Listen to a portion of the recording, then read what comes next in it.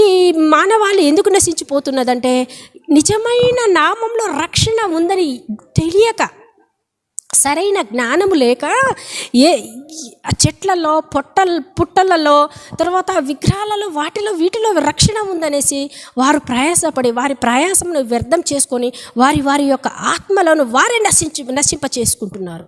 కానీ నా యేసుక్రీస్తు నామంలో మాత్రమే రక్షణ ఉన్నది. నా ప్రియమైన చెల్లి, నా ప్రియమైన అక్క, నా ప్రియమైన తల్లి, నా ప్రియమైన తమ్ముడా, నువ్వు నశించిపోవడం నువ్వు రక్షణలోకి రాకుండా నశించిపోవడము దేవుని చిత్తం కాదు. ఎందుకంటే నువ్వు రక్షణ మార్గంలో రావాలంటే నువ్వు యేసు ప్రభుని గురించి తెలుసుకోవాలి. ఎందుకంటే ఏ నామంలో రక్షణ లేదు, యేసుక్రీస్తు నామంలో మాత్రమే రక్షణ ఉన్నది.